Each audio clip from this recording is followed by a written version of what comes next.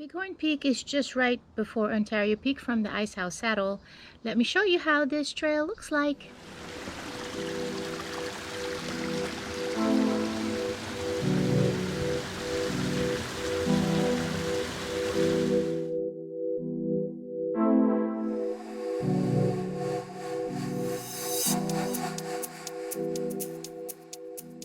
This is the overall map of the Ontario Bighorn Chapman Loop from IceHouse Trailhead. I took this route all the way to the saddle. Then I went to Ontario Peak, up to Bighorn, and then down to the saddle, and then tackled Chapman Trail all the way back down to the IceHouse Trailhead. This took 14 miles according to all trails, but at the end of my hike, said that it was 21.49 miles, which was 34.5 kilometers. Your starting point is at 5,000 feet at IceHouse Trailhead, which is approximately 1524 meters. And then the elevation gain is about 4,530 feet, which is 1380 meters. The Ontario Peak is at 8696 feet, which is 2650 meters. And then Bighorn is 8,441 feet, which is 2572 meters. This is where the IceHouse Trailhead is. And then pretty much went this way up here to Ontario Peak, continued on to the Bighorn Peak, and then down to Saddle, and then Chapman Trail. You have better views here on Chapman Trail, and then it meets up with the IceHouse Canyon Trail, and then back down. This is the parking lot for the IceHouse Trailhead. There are already cars here, probably who stayed overnight for camping. The entrance to the trail.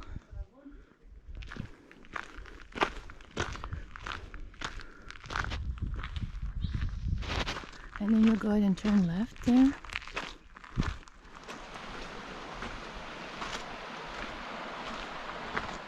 And there's some ruins here back in the day when there was a house there. So the sign to the left is leading to the same place, but you go through Chapman Trail, which is that, or it's the same destination. This is the IceHouse Canyon Trail. So we're going straight. And this is where you get your last water source if you're filtering water.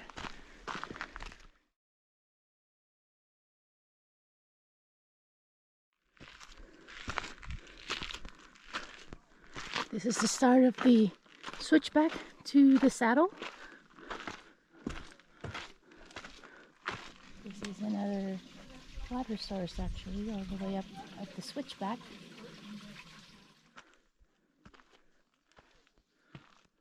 This is the start of Chapman Trail from the IceHouse Canyon Trail. Taking a sharp right. This is approaching the IceHouse saddle. And this is where the saddle is. It gets really busy because everybody stays here. But we're turning right to Ontario and Bighorn.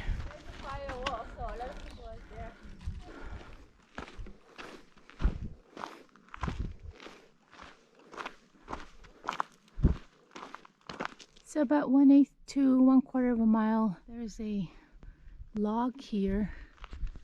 This is usually where I take a break since it gets really busy at the saddle. That's where we're going. That's Ontario Peak, then to Bighorn. This is Kelly Campground. After this sign, we're going straight, and that goes to Ontario Peak. So as soon as you see this view that goes to Ontario Peak. This one goes to Bighorn.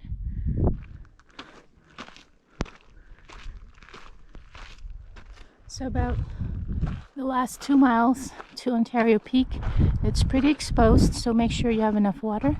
Keep going from here.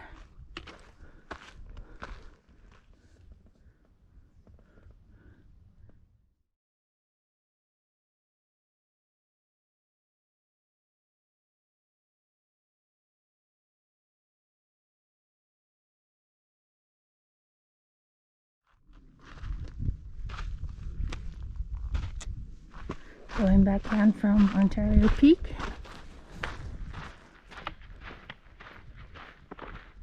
And this is your view coming down. That's actually Mount Baldy right there. It's Mount Baldy. That's left is going home, but we're going to Bighorn Peak. So we're going straight. You see this view to your right.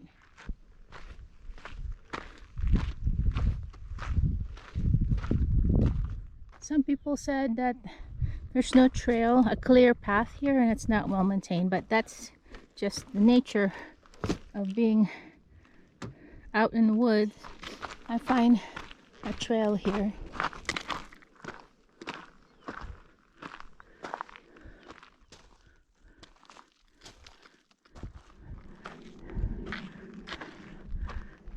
Well, this is the end of the Bighorn Peak.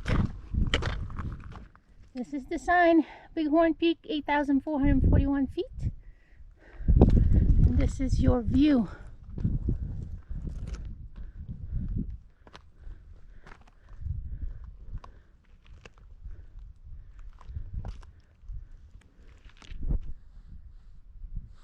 Down to Chapman Trail, hopefully, if it doesn't get too dark. This is the end of the Bighorn Peak, and then we'll merge back to the Ontario Peak. There were two trails actually, so that's the first log. Then you can go down and meet with the Ontario Peak Trail, or there's a second log if you go further straight, and then that merges also with Ontario Peak. Taking IceHouse Canyon Trail, I'm going to take Chapman Trail. There's some narrow trail like this one, just be careful.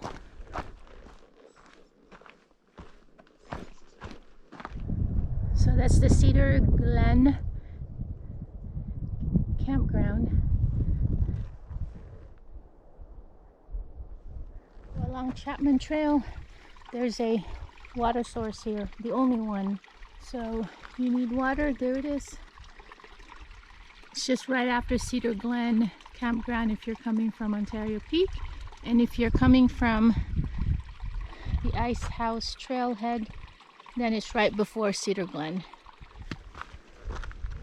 Continuing on, so the loop through Chapman Trail ends and merges with IceHouse Canyon Trail, which is a sharp right. So the loop is 21.49 miles. So that's how I clocked it. Must be my small steps too. That's it, everyone. I'll see you guys in the next adventure.